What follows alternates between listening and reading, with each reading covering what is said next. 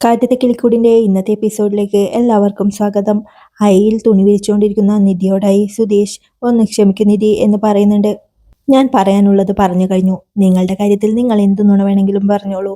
അതെന്നെ ബാധിക്കാത്തിടത്തോളം കാലം എനിക്കെന്ത് കാര്യം? നിങ്ങൾ ഡ്രൈവറോ മുതലാളിയോ ട്രാവൽസ് നടത്തുന്നയാളോ ഇനി വലിയ ഏതെങ്കിലും കാർ കമ്പനിയുടെ മുതലാളിയോ എന്ത് തന്നെയായാലും അതെന്നെ ബാധിക്കുന്ന കാര്യമല്ല എന്ന് നിധി പറയുന്നത് കേട്ട് ദേഷ്യപ്പെടില്ല എന്ന് പറഞ്ഞിട്ട് ഇപ്പോൾ ദേഷ്യപ്പെട്ടത് കണ്ടോ എന്ന് സുധീഷും ചോദിക്കുന്നുണ്ട്. നിങ്ങൾ മാത്രം എന്താ ഇങ്ങനെ? ഈ വീട്ടിലെ മറ്റു 3 പേരും എന്ത് നല്ലവരാ, നിങ്ങൾ മാത്രം എങ്ങനെയാ ഇങ്ങനെ പെരുന്നുണയനായി പോയത് എന്ന് നിധി ചോദിക്കുമ്പോൾ അത് ഞാൻ തന്നെ ആദ്യം കാണുമ്പോൾ എന്ന് സുധീഷ് പറഞ്ഞു തുടങ്ങുന്നുണ്ട്. മതി നിർത്ത്, എനിക്കറിയാം ഇനി എന്താ പറയാൻ പോകുന്നതെന്ന്. നിങ്ങൾ എന്നെ ആദ്യമായിട്ട് കാണുമ്പോൾ ഞാൻ ഈ വീട്ടിലേക്ക് വരുമെന്നോ ഇവിടെ താമസിക്കുമെന്നോ നിങ്ങൾക്കറിയില്ലായിരുന്നു. പിന്നെ ഒരിക്കലും കാണില്ല എന്ന് ഉറപ്പുള്ള ഒരാളോട് എന്തിന് സത്യം പറയണം? അതല്ലേ ലോജിക്ക് എന്ന് നിധി ചോദിക്കുമ്പോൾ അതേ എന്ന് സുധീഷും പറയുന്നുണ്ട്. എങ്കിലേ ഞാനും അതേ ലോജിക്കിലേക്ക് വരാം. ഞാനിവിടെ താമസിക്കാൻ തുടങ്ങിയിട്ട് 3 മാസമായില്ലേ? ഇപ്പോഴും എന്നെ അറിയാത്ത ആളൊന്നുമല്ലല്ലോ താൻ. പിന്നെ എന്തിനാ അതേ നുണ ഇപ്പോഴും ആവർത്തിച്ചുകൊണ്ടിരിക്കുന്നേ? ഈയിടെ ഞാൻ കോളേജിൽ ബസ്സിൽ പോകാൻ ഒരുങ്ങുമ്പോൾ നമ്മുടെ കാറ് വരുത്താം എന്ന് താൻ ജാട കാട്ടിയില്ലേ? അപ്പോഴും താൻ സത്യം പറഞ്ഞിരുന്നില്ലല്ലോ. അതെന്തിനായിരുന്നു എന്ന് നിധി ചോദിക്കുമ്പോൾ ഞങ്ങൾ ഡ്രൈവർമാരെപ്പോഴും ഞങ്ങളുടെ വണ്ടി എന്ന് പറഞ്ഞ് അതൊരു ശീലമായിപ്പോയി. പിന്നെ ജോലിയോട് അത്ര സിൻസിയർ ആയതുകൊണ്ട് എന്ന് സുധീഷ് പറഞ്ഞ് മുഴുവിപ്പിക്കും മുമ്പേ മതി നിർത്ത്. ഞാനൊരു പൊട്ടി. നിങ്ങളുടെ ട്രാവൽസിൽ പകല് ജോലിക്ക് വന്നിരിക്കാന്ന് ഞാൻ പറഞ്ഞില്ലേ? അപ്പോഴെങ്കിലും അങ്ങനെയൊരു ട്രാവൽസ് ഇല്ലാന്ന് നിങ്ങൾക്ക് പറയായിരുന്നില്ലേ? നിങ്ങൾ പറഞ്ഞോ? നിങ്ങളെക്കുറിച്ച് ഓർക്കുമ്പോൾ തന്നെ എനിക്ക് ദേഷ്യം വരുന്നു. ഇനി നിങ്ങൾ എന്നോട് സംസാരിക്കാൻ വരരുത് എന്ന് നിധി പറയുമ്പോൾ അയ്യോ അങ്ങനെയൊന്നും പറയല്ലേ നിധി എന്ന് സുധീഷ് പറയുമ്പോൾ ഒന്ന് കുണുങ്ങാതെ പോടോ. തന്നോട് സംസാരിക്കുമ്പോൾ തന്നെ എനിക്ക് നാണം കൊണ്ട് തൊലി ഉരിയ. ഇനി മുതൽ ഈ വീട്ടിൽ നിങ്ങളുമായിട്ട് ഒരടുപ്പും എനിക്കുണ്ടാവില്ല. താൻ എന്നോട് സംസാരിക്കാനും വരണ്ട. ഇങ്ങനെ ഒരു പെരുന്നുണേനെ നേരിൽ കാണുമ്പോൾ തന്നെ എനിക്ക് കലിയ എന്ന് നിധി ദേഷ്യത്തോടെ പറയുമ്പോഴേക്കും ആയിക്കോട്ടെ, ഇയാൾ പറഞ്ഞതുപോലെ ഏത് കൊലയാളിക്കും സത്യം പറയാനൊരു അവസരം ഉണ്ടാവുമല്ലോ. താൻ പറഞ്ഞത് ശരിയാ. ഇയാൾ ഇവിടെ വന്നപ്പോഴെങ്കിലും ഞാൻ സത്യം പറയണമായിരുന്നു. പക്ഷെ ഒന്നുണ്ട്, നമ്മുടെ ഇടയിൽ സത്യം തുറന്നു പറയാനുള്ള ഒരവസരം ഉണ്ടായിട്ടുണ്ടോ? ശരിയല്ലേ എന്ന് സുധീഷ് ചോദിക്കുമ്പോൾ ഓഹോ അതാണോ കാരണം? 24 മണിക്കൂറും ഞാനിവിടെ ബിസി ആയതുകൊണ്ട് തനിക്ക് എന്നോട് സംസാരിക്കാൻ സമയം കിട്ടിയില്ല. അങ്ങനെയൊരു ഗതികേട് കൊണ്ട് മാത്രം എന്നോട് സത്യം പറയാൻ പറ്റാത്ത മഹാനാണല്ലോ താൻ. എത്ര തവണ നമ്മൾ ഒരുമിച്ച് യാത്ര ചെയ്തിട്ടുണ്ട്. അപ്പോഴൊന്നും തനിക്ക് സത്യം പറയാനുള്ള സമയം കിട്ടിയിട്ടില്ല അല്ലേ എന്ന് നിധി ചോദിക്കുമ്പോൾ അപ്പോൾ എനിക്ക് ഓർമ്മയുണ്ടായിരുന്നില്ല എന്ന് സുധീഷും പറയുന്നുണ്ട്. എന്തെന്ന് നിധി വീണ്ടും ചോദിക്കുമ്പോൾ അല്ല, ഞാൻ ഇങ്ങനെ ഒരു കള്ളം പറഞ്ഞിട്ടുണ്ടായിരുന്നു എന്ന കാര്യം എനിക്ക് ഓർമ്മയില്ലായിരുന്നു. താൻ അങ്ങനെയൊന്ന് സംസാരിക്കാനുള്ള അവസരം എനിക്ക് തന്നിട്ടുണ്ടോ? അങ്ങനെ ഒരു സ്പേസ് നമ്മുടെ ഇടയിൽ ഉണ്ടായിട്ടുണ്ടോ? എപ്പോൾ ഞാൻ സംസാരിക്കാൻ വന്നാലും താൻ ഒറ്റയ്ക്ക് മാറി താമസിക്കാൻ പോവാണ്, വേറെ വീട് നോക്കാൻ പോവാണ്, വാടകയ്ക്ക് പോവാണ്, ഡിവോഴ്സ് കൊടുക്കാൻ പോവാണ് എന്നൊക്കെയല്ലേ പറഞ്ഞുകൊണ്ടിരുന്നേ? മറ്റെന്തെങ്കിലും ഒരു സംസാരം നമ്മൾ തമ്മിൽ ഉണ്ടായിട്ടുണ്ടോ? എടോ സത്യം പറഞ്ഞാൽ ഞാൻ തൻ്റെ ആരാണെന്ന് പോലും എനിക്കറിയില്ല. സുഭാഷ് ഏട്ടൻ തൻ്റെ ഒരു മൂത്ത ചേട്ടനാ. നികേഷ് സ്വന്തം അനിയൻ തന്നെയാ. ഹരീഷും അതുപോലെ തന്നെയാ. പക്ഷെ ഞാൻ തൻ്റെ ആരാ? ഒരു കൂട്ടുകാരനായി പോലും താൻ എന്നെ പരിഗണിച്ചിട്ടില്ല എന്ന് എനിക്കറിയാം. എന്തിന് ഇങ്ങനെ ഒരു മനുഷ്യൻ ഈ വീട്ടിൽ താമസിക്കുന്നുണ്ടെന്ന് പോലും താൻ കരുതിയിട്ടില്ലെന്ന് എനിക്കറിയാം. പിന്നെ എപ്പോൾ ഞാൻ തന്നോട് വന്ന് സത്യം പറയാനാ എന്ന് സുധീഷ് വിഷമത്തോടെ പറയുമ്പോൾ എല്ലാത്തിനും ഓരോ കാരണങ്ങൾ കണ്ടുപിടിക്കുമല്ലോ അല്ലേ? ഇതെങ്ങനെ ഇങ്ങനെ സമയാസമയത്ത് പറയാൻ പറ്റുന്നു? എല്ലാ പോസിബിലിറ്റീസും നോക്കി ആലോചിച്ച് പഠിച്ചു വച്ചിരിക്കുന്നതാണോ? അല്ല സമയാസമയത്ത് ഇങ്ങനെ ഒഴുകി വരുന്നതാണോ? നുണയന്മാർക്ക് അങ്ങനെയൊക്കെ സാധിക്കുമായിരിക്കുമല്ലേ എന്ന് നിധി പറയുമ്പോൾ നിധി ഇപ്പൊ ഞാൻ പറഞ്ഞതിൽ എന്താ തെറ്റ്? എന്നെ ഒരു ഫ്രണ്ടായിട്ട് പോലും താൻ കാണുന്നില്ലെന്ന് പറഞ്ഞത് സത്യമല്ലേ? ഞാൻ പറഞ്ഞ കാര്യം ശരിയാണെന്ന് നിധിക്കൊന്ന് ആലോചിച്ചു നോക്കിയാൽ മനസ്സിലാവും എന്ന് സുധീഷ് പറയുമ്പോൾ അയ്യോ വേണ്ട, ഒരാടിനെ തന്നിട്ട് ഒരു 10 മിനിറ്റ് തന്നാൽ 5 മിനിറ്റ് കൊണ്ട് നിങ്ങളതിനെ പട്ടിയാക്കും. അതുകൊണ്ട് നമ്മൾ തമ്മിൽ ഇനി ഒരു സംസാരം വേണ്ട. നിങ്ങൾ നിങ്ങളെ കാര്യം നോക്ക്, ഞാൻ എൻ്റെ കാര്യം നോക്കിക്കോളാം. സംസാരിച്ചാലേ പ്രശ്നമുള്ളൂ. അതും പറഞ്ഞ് നിധി അകത്തേക്ക് ദേഷ്യത്തോടെ കയറി പോകുന്നുണ്ട്. റോഡിലൂടെ സംസാരിച്ചുകൊണ്ട് നടന്നു വരികയാണ് ഹരീഷും സുഭാഷും. എടാ ഇനി ഒരു കാലത്തും നിധി സുധീഷിനെ വിശ്വസിക്കില്ല അല്ലേ എന്ന് സുഭാഷ് ചോദിക്കുമ്പോൾ സംശയം എന്താ? ഇനി ഒരിക്കലും ഏടത്തി സുധീഷേട്ടനെ വിശ്വസിക്കില്ല എന്ന് ഹരീഷും പറയുന്നുണ്ട്. ഒരു കണക്കിന് ഇങ്ങനെയൊക്കെ നടന്നത് നല്ലതിനാണെന്നാ തോന്നുന്നത്. അല്ലെങ്കിൽ അവൻ ഒരു നുണയ്ക്കും ഇതേ അടുത്ത നുണ പറഞ്ഞ് അങ്ങനെ പോയേനെ. പിന്നെ നമ്മളും അത് കേട്ടിട്ട് ഒന്നും മിണ്ടാൻ പറ്റാതെ കയ്യും കെട്ടി നോക്കി നിൽക്കേണ്ടി വരും. ഒരർത്ഥത്തിൽ അവന്റെ നുണയ്ക്ക് കൂട്ടു നിൽക്കുന്ന പോലെയല്ലേ അത് എന്ന് സുഭാഷ് പറയുമ്പോൾ സുധീഷ് ഏട്ടനെ നുണയൊരു പ്രശ്നമല്ല, അതിന് മാറാനും പോകുന്നില്ല. ഇപ്പൊ തന്നെ ഏട്ടത്തിയോട് എത്ര നുണയാ പറഞ്ഞു വെച്ചിരിക്കുന്നത്. ഇങ്ങനെയുള്ള ഒരാളെ ഏട്ടത്തിക്ക് ഇനി എപ്പോഴെങ്കിലും വിശ്വസിക്കാൻ പറ്റുമോ? തൽക്കാല നേട്ടത്തിനാണെങ്കിലും സ്വന്തം ഇഷ്ടങ്ങൾക്കാണെങ്കിലും സുധീഷ് ഏട്ടൻ ഇത് തന്നെ ഇനിയും ആവർത്തിച്ചുകൊണ്ടിരിക്കും. ഇപ്പോൾ നമുക്ക് ശീലായ പോലെ കുറെ കാലം കഴിയുമ്പോൾ ഏട്ടത്തിക്കും ശീലായിക്കോളും എന്ന് ഹരീഷ് പറയുമ്പോൾ അല്ലാതെ ഈ ഒരു കാരണം കൊണ്ട് നിധി നമ്മളെ വിട്ടുപോകുകയൊന്നും ചെയ്യില്ലല്ലോ അല്ലേ എന്ന് സുഭാഷ് പറയുന്നു. ഏട്ടത്തി ആ വീട്ടിൽ തന്നെ നിൽക്കണം എന്നുള്ളത് നമ്മുടെ സ്വാർത്ഥതയല്ലേ സുഭാഷ് ഏട്ടാ? അവർക്ക് സ്വന്തം കാലിൽ നിൽക്കാൻ പറ്റുമ്പോൾ അവർ വിട്ടുപോകുന്നതല്ലേ നല്ലത്. എന്ന് ഹരീഷ് പറയുമ്പോൾ അങ്ങനെയൊന്നും വിചാരിക്കലേടാ. ചിലപ്പോൾ സുധീഷിന്റെ സ്വഭാവം മാറുകയും അവൾ ആ വീട്ടിൽ തന്നെ താമസിക്കുകയും ചെയ്യും. എനിക്കങ്ങനാ തോന്നുന്നേ എന്ന് സുഭാഷ് പറയുമ്പോൾ അനിയനോടുള്ള ഇഷ്ടം കൊണ്ട് ഏട്ടൻ ഏട്ടത്തിയുടെ ജീവിതം മോശമാവാൻ ആഗ്രഹിക്കുന്നു എന്ന് ഹരീഷും പറയുന്നുണ്ട്. അങ്ങനെയൊന്നും പറയല്ലടാ, നീ എന്താ ഇങ്ങനെയൊക്കെ പറയുന്നേ? നിധിക്കൊരു നല്ല ജോലി കിട്ടണമെന്നും വലിയ നിലയിലെത്തണമെന്നും എനിക്ക് ആഗ്രഹമുണ്ട്. അത് തന്നെയാ സുധീഷിന്റെ ആഗ്രഹം. അങ്ങനെയെല്ലാം നേടിക്കൊണ്ട് അവൾ അവന്റെ കൂടെ ജീവിക്കണം എന്നാ എന്റെ ആഗ്രഹം. അല്ലാതെ എല്ലാ കാലത്തും നമ്മുടെ വീട്ടിൽ അടച്ചിട്ട പോലെ ജീവിക്കണം എന്നല്ല ഞാൻ കരുതുന്നത് എന്ന് സുഭാഷ് പറയുമ്പോഴേക്കും ഒരു കാർ വന്ന് അവരുടെ അടുത്ത് നിർത്തുന്നുണ്ട്. അതിൽ നിന്നും ഒരാൾ പുറത്തേക്ക് നോക്കിക്കൊണ്ട്, ഇവിടെ ധനശേഖരൻ എന്നൊരാളുടെ വീടറിയോ? ഗൾഫിൽ ജോലിയുള്ള ഈയിടെ നാട്ടിൽ വന്നിട്ടുണ്ട് എന്നയാൾ ചോദിക്കുമ്പോഴേക്കും അറിയില്ല എന്ന് ഹരീഷ് ദേഷ്യത്തോടെ പറയുന്നുണ്ട്. സുഭാഷ് പെട്ടെന്ന് അവനെ തടഞ്ഞുകൊണ്ട് അറിയാം, എന്താ കാര്യം എന്ന് ചോദിക്കുമ്പോൾ അയാൾ കാറിൽ നിന്നിറങ്ങി പുറത്തേക്ക് വരുന്നുണ്ട്. അത് പിന്നെ എൻ്റെ ഒരു ബന്ധുവിന് വേണ്ടിയാ അയാളുടെ മോളെ കല്യാണം ആലോചിച്ചിരിക്കുന്നത്. വിവാഹം ഉറപ്പിക്കലും ജാതക കൈമാറ്റമൊക്കെ കഴിഞ്ഞതാ. എന്നാലും വിവാഹ നിശ്ചയം കഴിയുന്നതിന് മുന്നേ ഒന്നുകൂടി ഒന്ന് അന്വേഷിക്കാമെന്ന് കരുതി എന്നയാൾ പറയുമ്പോൾ ചേട്ടനൊന്ന് വന്നേ എന്ന് പറഞ്ഞ് സുഭാഷിനെ ഹരീഷ് വിളിച്ചുകൊണ്ട് പോകുന്നുണ്ട്.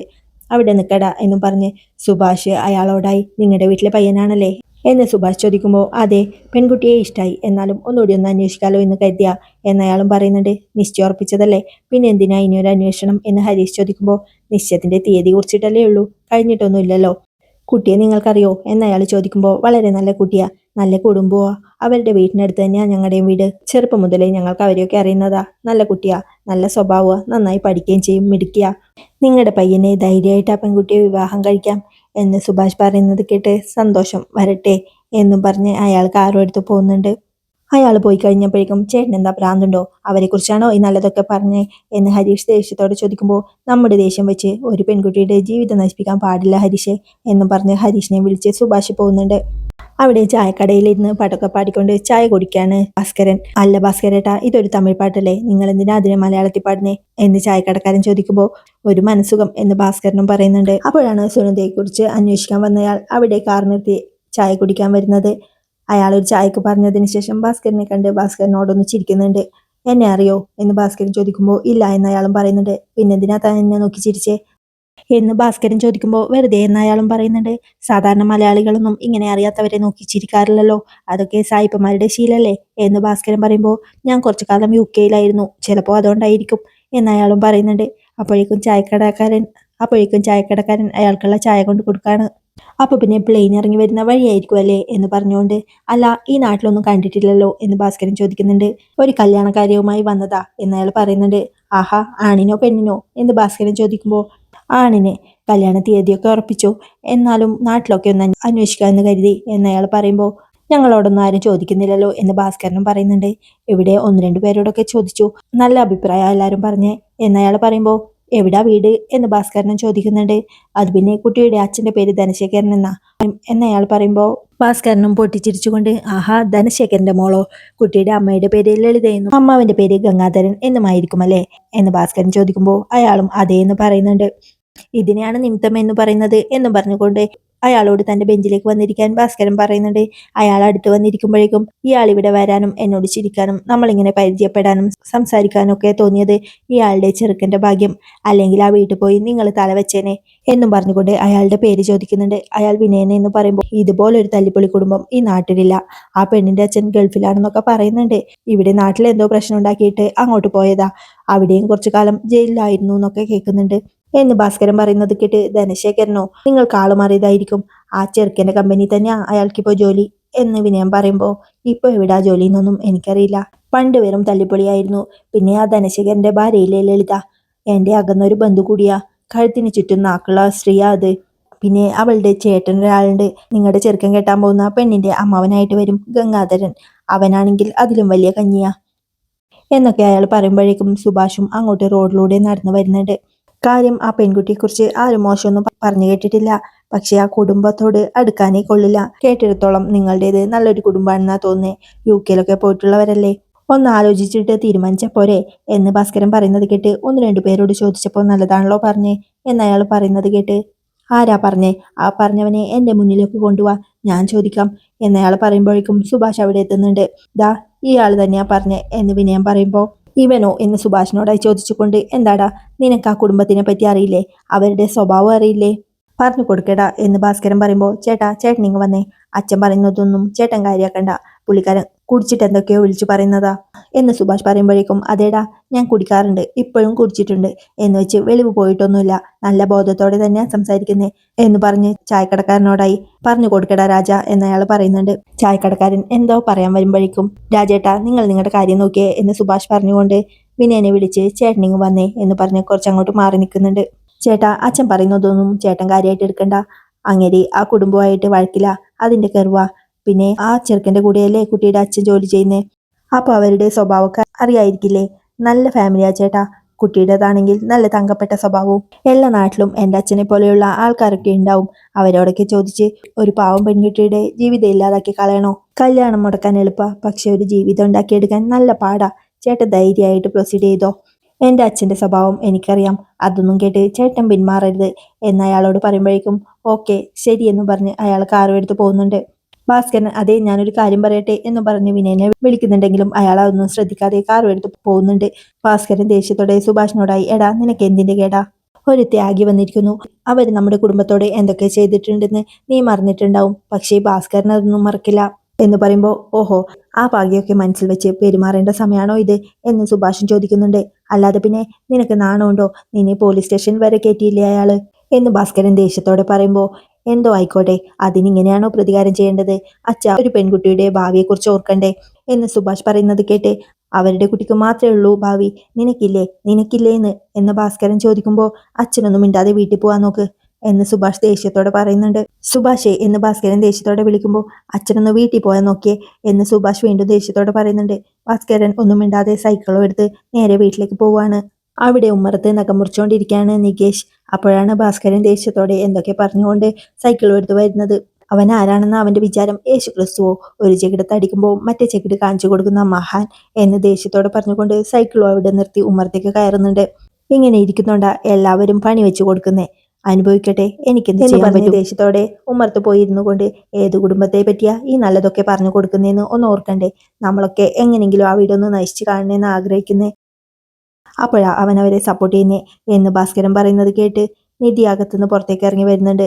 നികേഷിനോടായി എന്തു പറ്റി എന്ന് ചോദിക്കുമ്പോൾ, അങ്ങേർക്ക് ഇളകിയിട്ടുണ്ടാവും, ആരന്വേഷിക്കാനിരിക്കുന്നു ഇതൊക്കെ എന്ന് നികേഷും പറയാണ്. ആരെക്കുറിച്ചായി പറയുന്നേ എന്ന് നിധി ചോദിക്കുമ്പോൾ, വേറെ ആരെക്കുറിച്ചാ, ഈ വീട്ടിലേക്ക് അടിഞ്ഞുൾ പൊട്ടനില്ലേ സുഭാഷ്, പാചകവല്ലഭനായ കല്യാണം ആലോചിച്ച ചെറുക്കനില്ലേ, അവരുടെ വീട്ടിൽ നിന്ന് ഒരാള് ഇന്ന് ഇവരെ കുറിച്ച് അന്വേഷിക്കാൻ ജംഗ്ഷനിൽ വന്നിരുന്നു. നല്ല കാലത്തിന് അയാൾ വന്നുപെട്ടതോ എന്റെ മുന്നിലും. ഞാൻ കണക്കിന് പറഞ്ഞു കൊടുത്തു. അവളുടെ അമ്മയെ നാക്കിനെ പേടിച്ച് ഈ നാട്ടിലാരും പുറത്തിറങ്ങാറില്ല. അവളുടെ അച്ഛന് ഗൾഫിലെ ഒട്ടകത്തിന് മേക്കല പണി. അവളുടെ മൂത്ത ചേട്ടനെ വീട്ടിൽ കയറ്റാൻ കൊള്ളത്തില്ല എന്നൊക്കെ പറഞ്ഞു കൊടുക്കായിരുന്നു. അപ്പോതേ വരുന്നു നമ്മുടെ മൂത്ത പുത്രൻ സുഭാഷ് ചന്ദ്രബോസ്. അവനതൊന്നും കേട്ട് സഹിക്കുന്നില്ല. എന്നെ നാളെ ചീത്തയും പറഞ്ഞ് അയാളെ മാറ്റിക്കൊണ്ടുപോയി ഉള്ള നല്ലതൊക്കെ പറഞ്ഞു കൊടുത്ത് പറഞ്ഞു വിട്ടിരിക്കുക. അവരുടെ ചെറുക്കൻ കെട്ടാൻ പോകുന്ന പെൺകുട്ടി തങ്കം, അവളുടെ അമ്മ വൈര്യം, അവരുടെ അച്ഛനാണെങ്കിലോ രത്നം, ഇനി ഒരു അമ്മാവനുള്ളതോ വൈഡൂര്യം. ഇതുവരെ അവരുടെ വീട്ടിൽ ആരെങ്കിലും ഇവരെ കുറിച്ച് നല്ലത് പറഞ്ഞിട്ടുണ്ടോ? പിന്നെ അവരെ കുറിച്ച് ഇങ്ങനെ നല്ലത് പറയാൻ ഇവൻ എന്താ വട്ടാണോ? ആ പെണ്ണ് ഈ വീടിന്റെ പിന്നാമ്പുറത്തൂടെ പൂച്ചയെ പോലെ പതുങ്ങി വന്ന് സുഭാഷേട്ടാ എന്ന് പറഞ്ഞ് അവനെ മയക്കിയിട്ട് കെട്ടാന്ന് വാക്കും കൊടുത്തിട്ട് അവസാനം ഒരു പേർഷ്യക്കാരനെ കണ്ടപ്പോ തേച്ചിട്ട് പോയില്ലേ അവള്.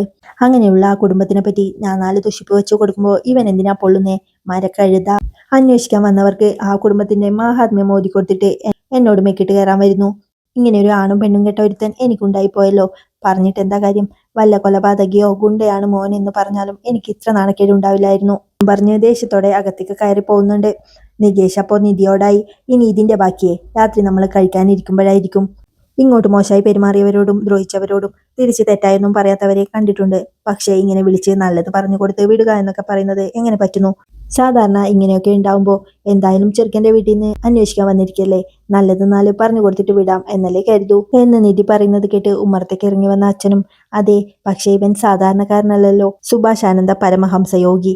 ഇങ്ങനെയൊക്കെ ആയോണ്ടാ ഇവന് നല്ല ബന്ധമൊന്നും കിട്ടാതെ, മയിൽക്കുറ്റി കുഴിച്ചിട്ട പോലെ ഇങ്ങനെ മൂത്ത് നരച്ച് നിൽക്കും എന്നയാൾ പറയുമ്പോൾ, സുഭാഷ് ചേട്ടനെ നടക്കേണ്ടതെല്ലാം അതിന്റെ സമയത്ത് നടന്നോളും, നിങ്ങളായിട്ട് ഒന്നും നടത്താൻ വരണ്ട എന്ന് നികേഷ് പറയുന്നത് കേട്ട്, ഇല്ലടാ അല്ലെങ്കിൽ തന്നെ എന്റെ പട്ടി വരും എന്ന് പറഞ്ഞ് ഭാസ്കരൻ അകത്തേക്ക് കയറി പോകുന്നുണ്ട്.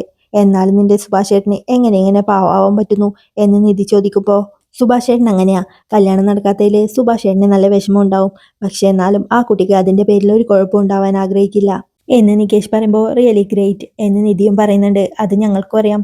എന്നിട്ടും സുഭാഷേട്ടന്റെ കല്യാണം മാത്രം നടക്കുന്നില്ല. എത്ര സ്ഥലത്ത് നിന്ന് ആലോചന വന്നു, പക്ഷേ ഒന്നും ശരിയായില്ല. അവസാനം ഇങ്ങോട്ട് ഇഷ്ടം പറഞ്ഞു വന്ന ആള് പോലും ഛേ എന്ന് നികേഷ് പറയുമ്പോൾ നീ നോക്കിക്കോ, അവസാനം നല്ലൊരു കുടുംബത്തിൽ നിന്ന് സുഭാഷേട്ടനെ പോലെ ഒരു നല്ല കുട്ടി തന്നെ വരും എന്ന് പറഞ്ഞുകൊണ്ട് നികേഷിനെയും കൂട്ടി നിധി അകത്തേക്ക് പോകുന്നുണ്ട്.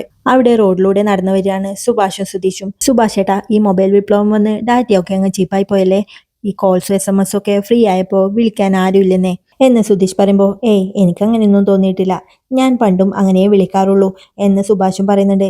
അതിന് നിങ്ങളുടെ കാര്യമല്ല പറഞ്ഞത്, എൻ്റെ കാര്യമാണ്. പണ്ടൊക്കെ ഒരു ദിവസം 100 SMS മാത്രമേ ഉണ്ടായിരുന്നുള്ളൂ, അത് തന്നെ തികയായിരുന്നില്ല. ഇപ്പോൾ ഫ്രീ ആയപ്പോൾ മെസ്സേജ് അയക്കാൻ പോലും ആളില്ലാണ്ടായി എന്ന് സുധീഷ് പറയുമ്പോൾ അല്ല, നീ എന്തിനാ SMS-ലൂടെയും കോൾസിലൂടെയും മാത്രം സംസാരിക്കുന്നേ? ഞാൻ നിന്റെ കൂടെ നടക്കുമല്ലേ, എന്നോട് സംസാരിച്ചൂടെ എന്ന് സുഭാഷ് പറയുമ്പോൾ ഇതങ്ങനല്ല സുഭാഷ് ഏട്ടാ, സുഭാഷ് ഏട്ടനോട് ഞാൻ എന്നും സംസാരിക്കുന്നതല്ലേ, ഇത് പുതിയ ആൾക്കാരുമായിട്ട് സംസാരിക്കുന്നതാ, ഐ മീൻ ഓൺലൈൻ ഫ്രണ്ട്സ് എന്ന് സുധീഷ് പറയുമ്പോൾ എടാ നീ ഒരിക്കലും നേരെയാവാൻ പോകുന്നില്ല, നിന്നെ പറഞ്ഞിട്ട് കാര്യമില്ല എന്ന് സുഭാഷ് പറയുമ്പോൾ തെറ്റിദ്ധരിക്കല്ലേ സുഭാഷ് ഏട്ടാ, ഞാൻ അങ്ങനെയൊന്നല്ല ഉദ്ദേശിച്ചേ എന്ന് സുധീഷ് പറയുമ്പോൾ നിന്നെക്കുറിച്ച് എനിക്ക് ശരിയായ ധാരണയുണ്ട് എന്ന് സുഭാഷും പറയുന്നുണ്ട്. അപ്പോഴേക്കും അവർ നടന്ന് സുനന്ദയുടെ വീടിന്റെ മുൻപിൽ എത്തുന്നുണ്ട്. അവിടെ പൂവൊക്കെ വെച്ച് അലങ്കരിച്ചത് കണ്ട് ദേ സുഭാഷ് ഏട്ടാ, നാളത്തേക്ക് വേണ്ടിയുള്ള ഒരുക്കങ്ങളാണെന്ന് തോന്നുന്നു, ഇതൊക്കെ കാണുമ്പോൾ സുഭാഷ് ഏട്ടന് സങ്കടാവുന്നുണ്ടല്ലേ എന്ന് സുധീഷ് ചോദിക്കുമ്പോൾ അങ്ങനെയൊന്നുമില്ലടാ എന്ന് സുഭാഷും പറയുന്നുണ്ട്. അവര് വിളിച്ച ബന്ധുക്കളൊക്കെ പാഞ്ഞു വരും, നമ്മൾ വിളിച്ച ആരും വരില്ല, ഒരു കല്ലെടുത്തങ്ങ് എറിഞ്ഞാലോ എന്ന് സുധീഷ് പറയുമ്പോൾ നീ ഒന്ന് വന്നേടാ എന്നും പറഞ്ഞ് അവനെ വിളിച്ച് സുഭാഷ് പോകാൻ ഒരുങ്ങുന്നുണ്ട്. അപ്പോഴേക്കും അവിടെ നിന്നിരുന്ന ഒരു ചെറുക്കൻ ഗംഗാധര മാമ, ഭാസ്കരൻ മാമന്റെ മക്കളല്ലേ അത് എന്ന് പറയുമ്പോൾ ആ അലവലാദികൾ തന്നെയാ എന്ന് ഗംഗാധരനും പറയുന്നുണ്ട്. അത് കേട്ട് സുനന്ദയും അകത്ത് നിന്ന് ഓടി വന്ന് ജനലിലൂടെ അവരെ നോക്കാണ്. സുനന്ദ നോക്കുന്നത് കണ്ട് സുധീഷ് സുഭാഷിനെ വിളിച്ച് അവളെ കാണിച്ചു കൊടുക്കുന്നുണ്ട്. സുഭാഷിനെ നോക്കി കരഞ്ഞുകൊണ്ട് നിൽക്കുന്ന സുനന്ദയെ കാണിച്ചുകൊണ്ടാണ് ഇന്നത്തെ എപ്പിസോഡ് അവസാനിക്കുന്നത്. ഈ കിളിക്കൂടിന്റെ ബാക്കി വിശേഷങ്ങളുമായി